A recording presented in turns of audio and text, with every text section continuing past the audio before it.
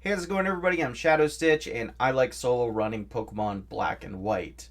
So last week we took on the game with Maractus, and I was very pleasantly surprised about how well it did. Grass types famously do not do very good in Unova, and it just barely had what it needed to get itself a solid A tier placement. Now, granted, yeah, the A tier is very cluttered at the moment, but we might be able to fix that later on. So, anyway, you see all the Pokemon on here do have videos on the channel, so if you see anything that piques your interest, feel free to go check that out. There's a playlist link down below and at the end of the video.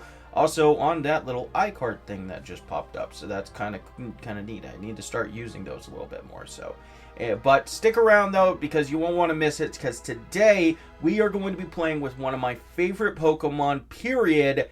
Excadrill. I love this thing.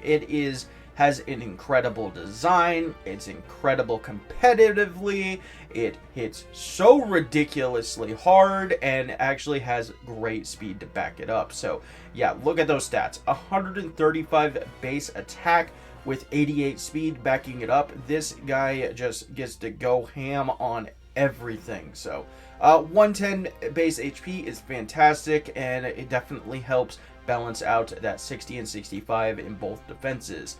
50 special attack, nobody cares because we're going to be going all out with our attack stats. So it also has a fantastic type combination with ground and steel, steel being one of the best defensive types and ground being one of the best offensive types. So that's just great.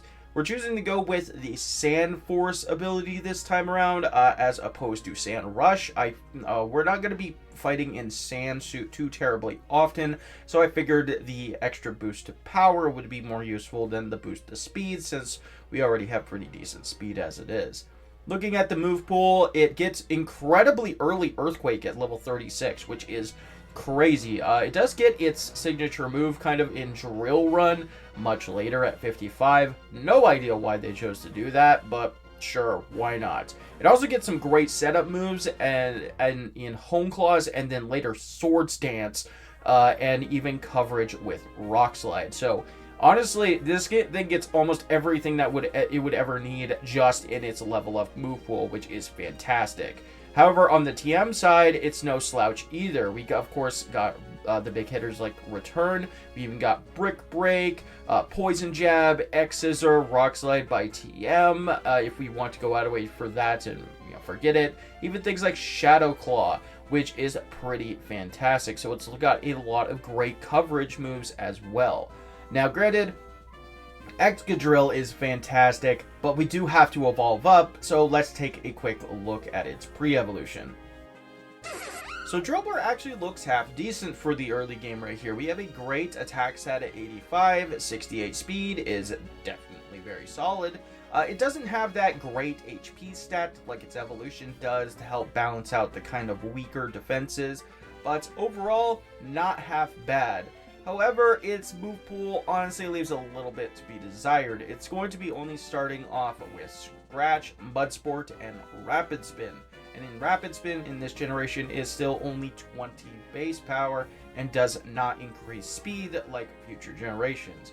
It really doesn't even get a good stab move until level 19 with Dig. Now granted, Dig is great, 80 base power at level 19 isn't bad, but it's going to be a little bit of a struggle to get there when all we have going for us is Scratch, Furious Wipes, and Metal Claw at best. So yeah, it's going to be a little bit of a struggle, but once we get to Dig and then picking up Home Claws at 22 and beyond, I think that we're doing it really solid, especially because we evolve very early at level 31. So honestly, Drilbur doesn't seem too bad in the early game. It might struggle a little bit on some of the problem areas like Lenora and stuff, but I think it has just what it needs to get to that final evolution and then just dominate the rest of the game. So, but you can see the rules on screen. There are more like niche stuff down in the description below.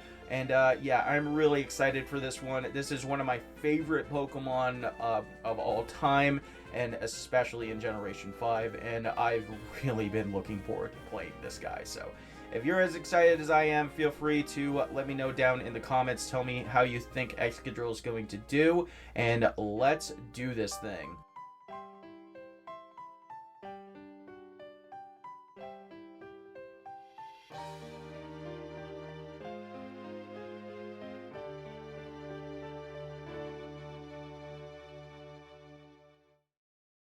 As usual, we preload our starter into the run before it even begins. This allows us to change our nature, IVs, all that fun stuff, so we can just get straight to it with little Drilbur. So we are going to be taking the Excadrill-line. This is going to give us an advantage over the Tepig line from Bianca, and theoretically the hardest challenge against Sharon's Evasion-line, since, you know, it does resist ground and all that fun stuff. But once we get to Excadrill, it's probably never going to really matter what starter they have. So we chose to go with an adamant nature this time around. This is going to boost the power of our attack by reducing our special attack, which is perfectly fine because we have no real use for that, and that's overall really solid. So once again, we are in the medium fast growth rate. This is one of the better growth rates compared to something like medium slow. It's not as good, but I keep saying it every time we have a medium fast growth rate Pokemon, it's not bad at all. And it seems like there's a lot of them in the Unova region. I've kind of noticed that, which is kind of crazy. So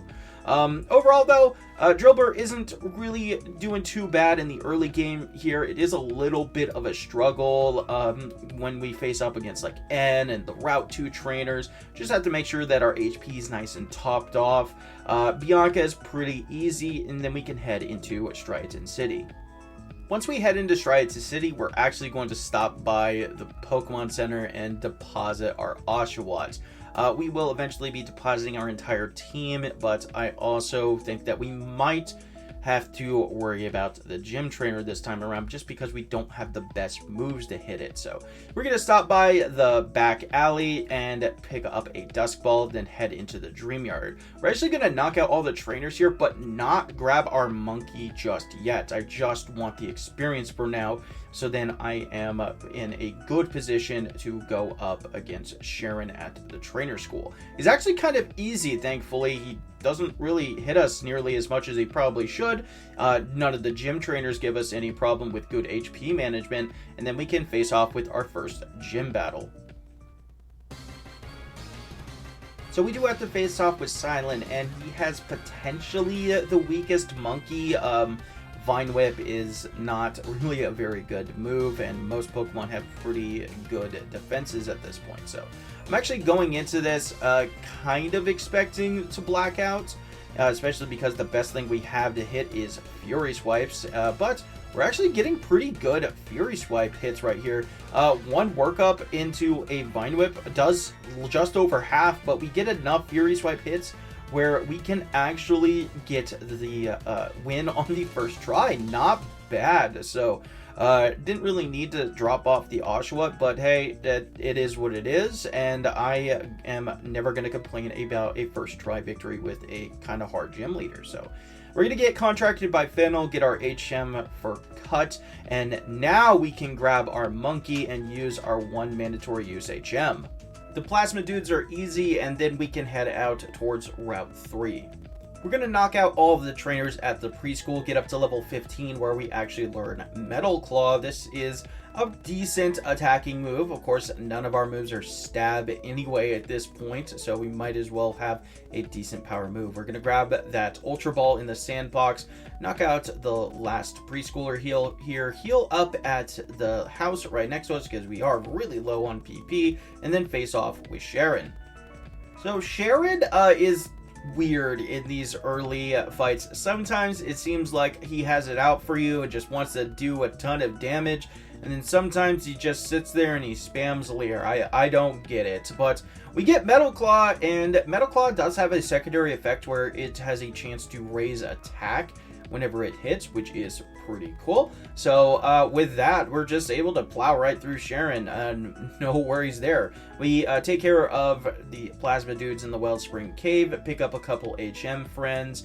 We're actually going to battle all the trainers on Route 3 because we are really getting close to level 19 where we learn Dig, and I really want that to finally have a good stab move.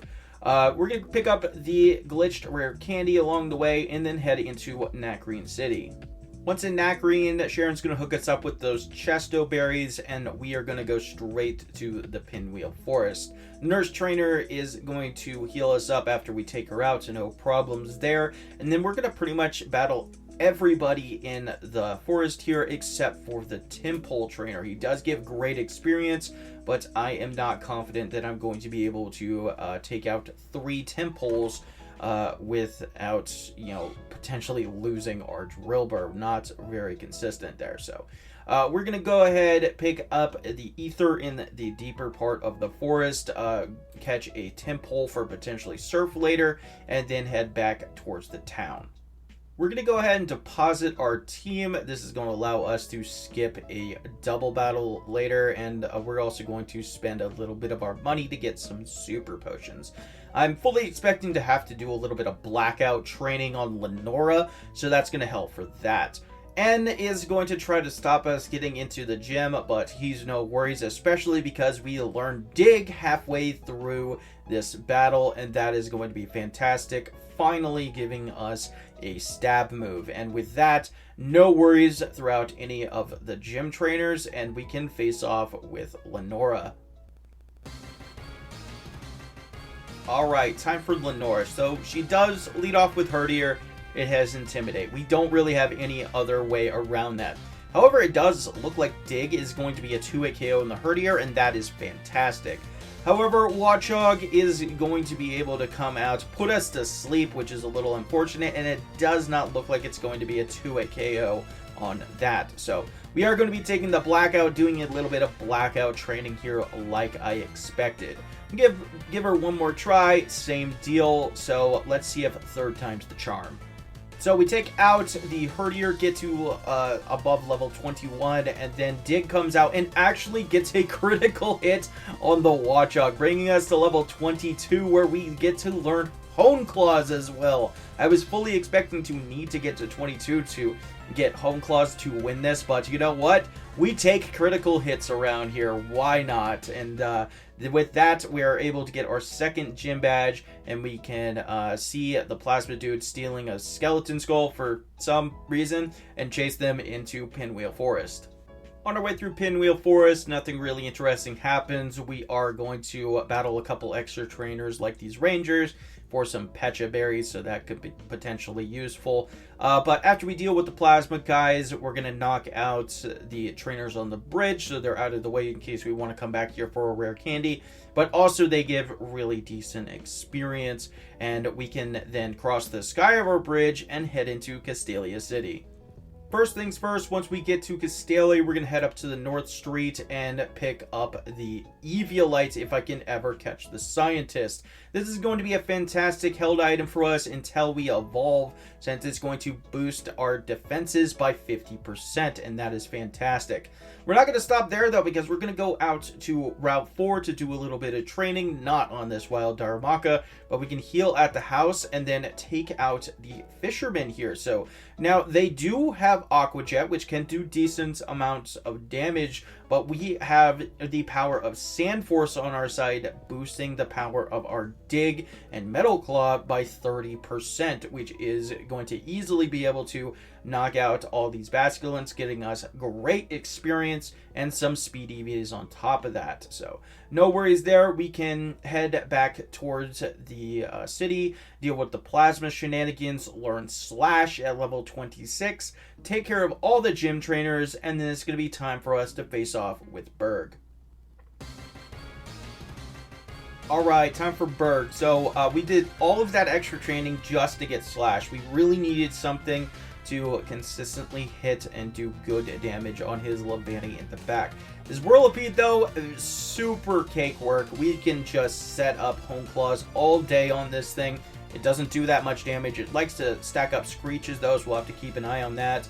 But with enough boosts, Slash is going to come out and easily knock out that Lavanny now that we outspeed it thanks to all of our levels. So that's good. Metal Claw onto the Drilbur on the Dwebble, just so we don't have to worry about Dig wasting a turn. And there we go. We have our third gym badge, and we can head out towards Route 4. Bianca in the gatehouse is completely free. Sure, she has a Herdier that likes to intimidate us, but we got Hone Claws, so we can deal with that. So no worries there whatsoever. Then we can head out to Route 4 to face off with Sharon. Now, once again, we do have the power of Hone Claws and Sandforce on our side for this battle. So actually, this is really easy, which is awesome to see. So we also learned Rock Slide at the end of this fight, which is fantastic. Kind of insane how early Drilbur gets these really solid moves. So yeah, I'm very happy with that, and we can head towards Nimbasa City. After chasing off some plasma dudes back to the amusement park, we get a bike from some old dude, have a quick chat with Bianca, and then we're set free into Nimbasa City to do our usual chores. So we're going to stop by the Pokemon Center here first, top off all of our PP and health and everything, and then pick up our team. This is going to allow us to reuse all of our HMs once again, of course. But more importantly, we are going to be grabbing the TM for return. This is going to be a fantastic neutral option for us. Now, sure, Rock and Ground are great neutral coverage already, but yeah, at least we don't have to worry about missing with return. So we're going to do a little bit of Pokemon dress up and then head out towards Route 16, where we can pick up a rare candy and do a little bit of extra training before our date with N. N is completely free. His Sandile can't really do anything to us, so we're just going to set up a Hone Claws and then go to town. His Sigilyph is the only thing that we can't hit with Dig, but of course we have Rock Slide for that. No worries there whatsoever. So we're going to go ahead, head into the gym, and along the way we are going to reach level 31. However, I'm actually going to deny this evolution because we have 2 rare candies. There's something really important that happens at level 33 for Drilbur.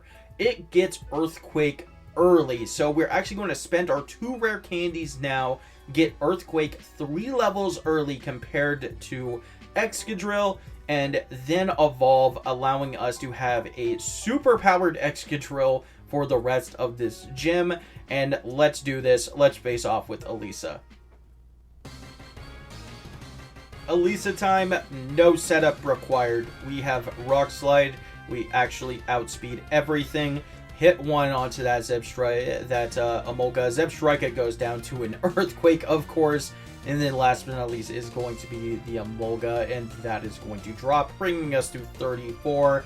And yeah, I'm going to be completely straight with you. There is very little in the rest of this entire run that is going to stand in our way. Excadrill is an absolutely broken Pokemon. So yeah, we're going to head out towards Route 5. Sharon, no problems. We're going to beat up some toddlers, especially because we got a spread move in Rock Slide, and then head into Driftvale City.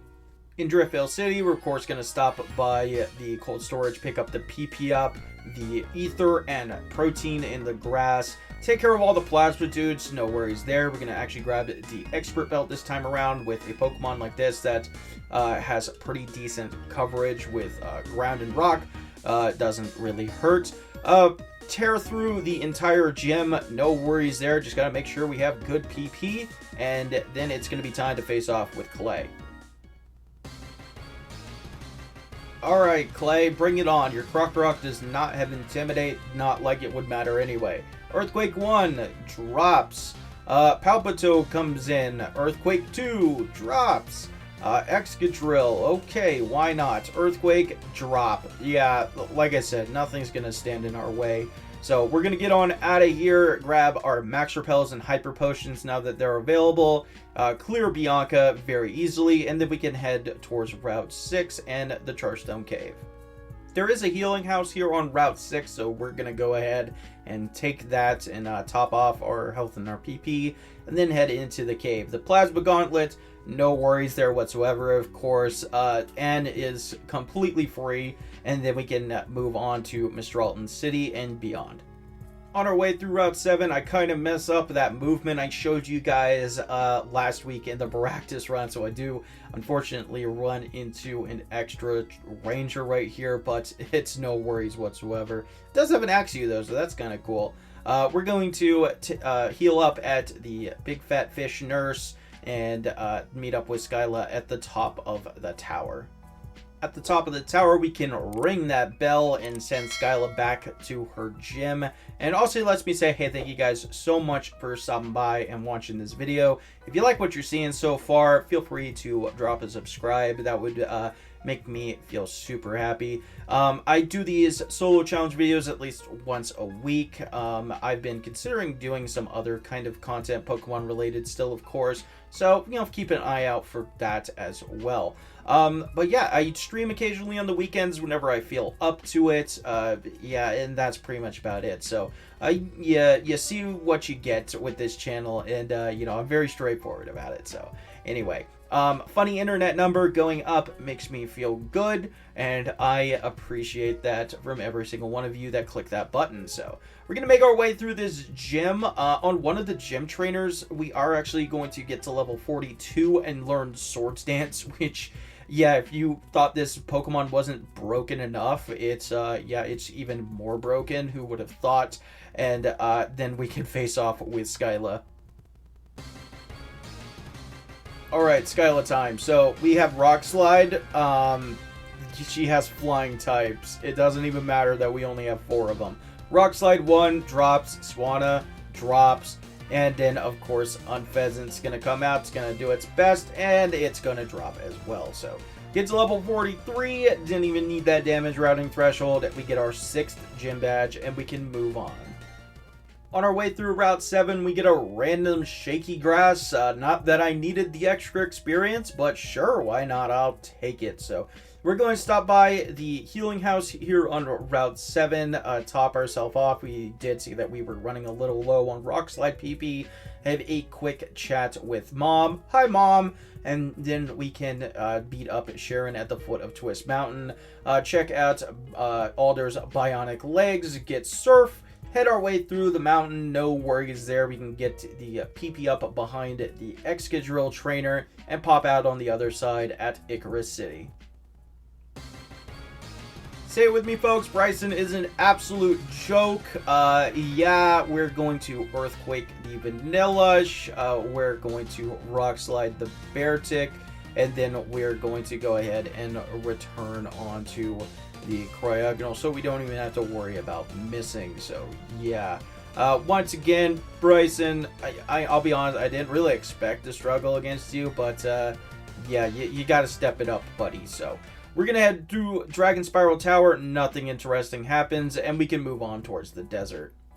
Inside the desert, we can talk to this guy and get the Soft Sand. This is going to boost the power of our Ground-type moves that are already insanely strong by 20%, so that's great.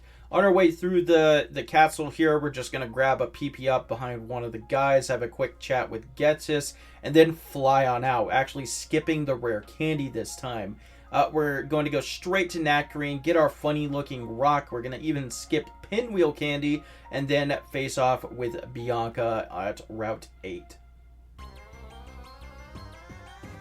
Alright, Bianca, we get to hear your music at least a little bit in this video. Why not? So, Swords Dance onto the Stoutland. That's all we needed. Just one to counteract that Intimidate.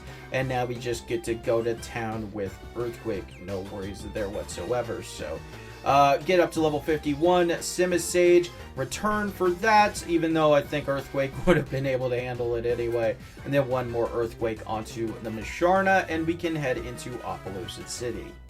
The gym trainers in here obviously aren't really much of a problem. We got Earthquake. We don't even have to worry about keeping our PP topped off for the Drudigans, because not only do we just one-shot them, but we don't make contact with Earthquake and their rough skin abilities, so that's good.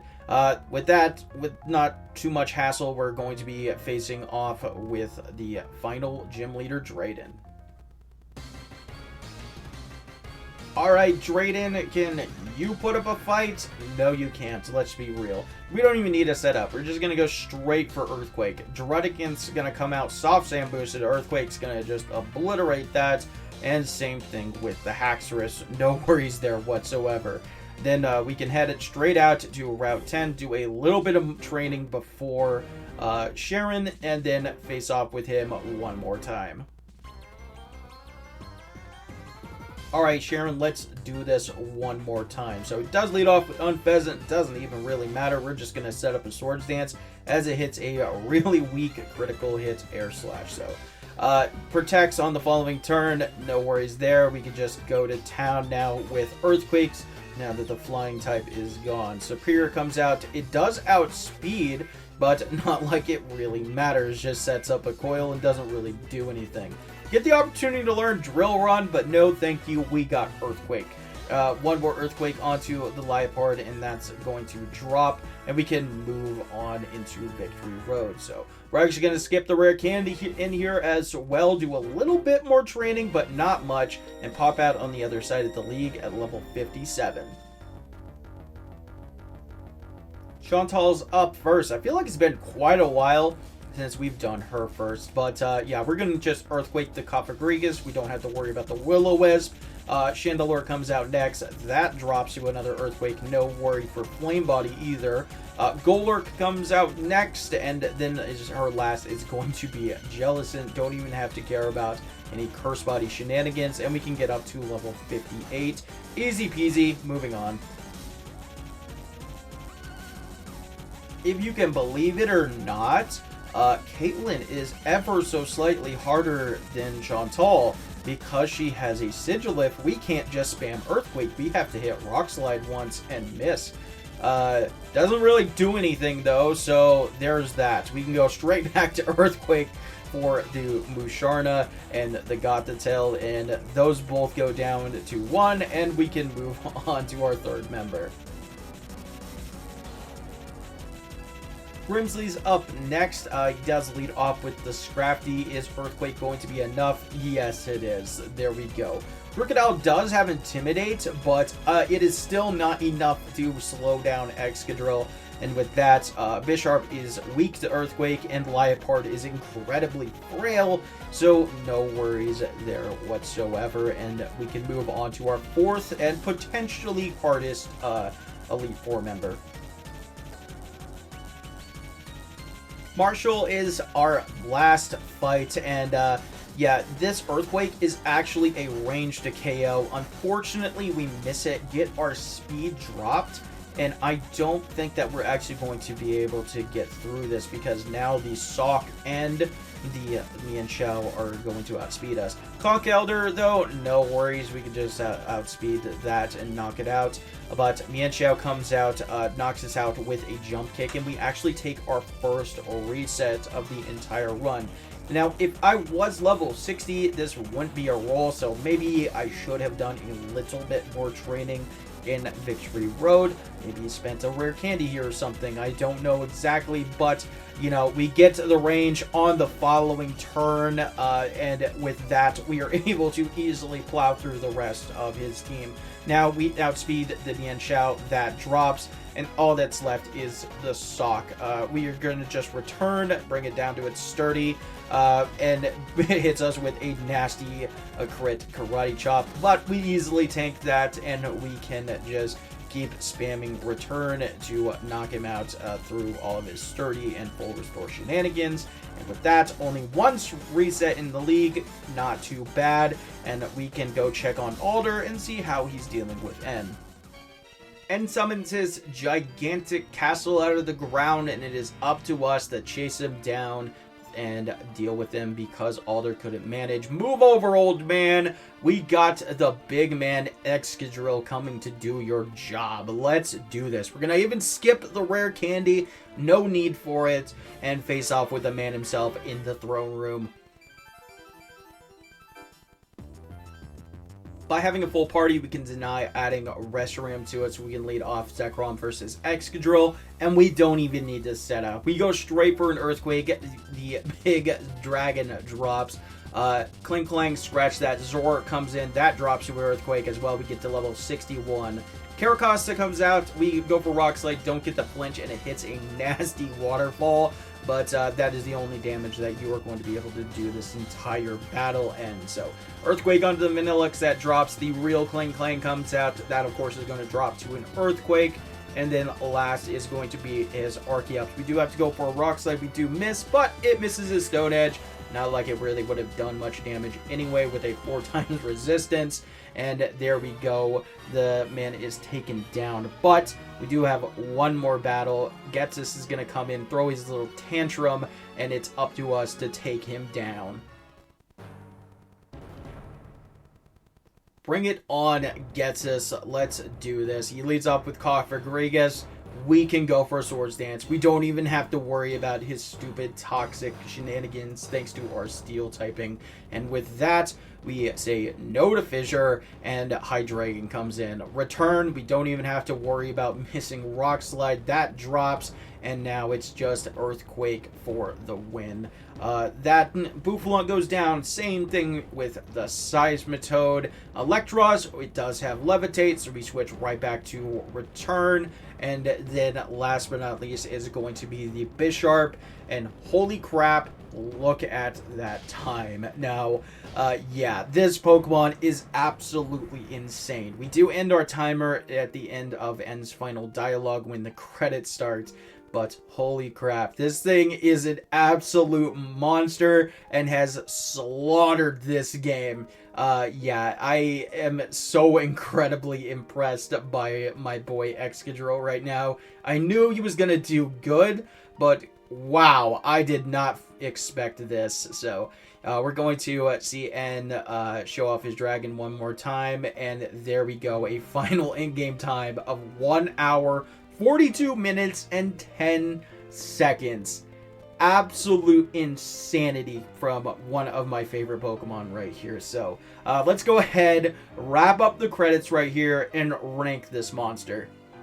And there we go with a final in-game time of 4 hours, 16 minutes with only 2 blackouts and 1 reset. We're going to bring in the tier list here. Now, this is a new tier list. I have reordered the tiers. And as you see, we do have the event Victini that we played a while back now on there.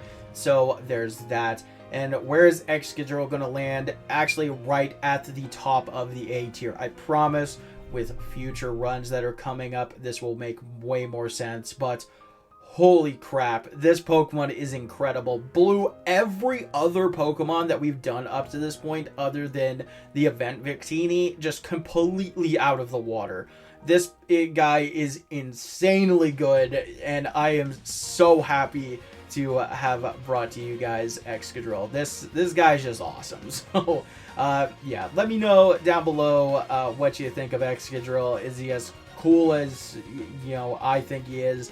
I don't know. I don't think that you can hate on this guy, but yeah, overall this was awesome. I had a ton of fun, and next week we are going to be actually starting a little marathon because we are going to be playing with the Swords of Justice over the next 4 weeks, and starting off with Cobalion. So yeah, this is going to be a lot of fun. We did do these as streams with Speedrunner0218 over the month of April.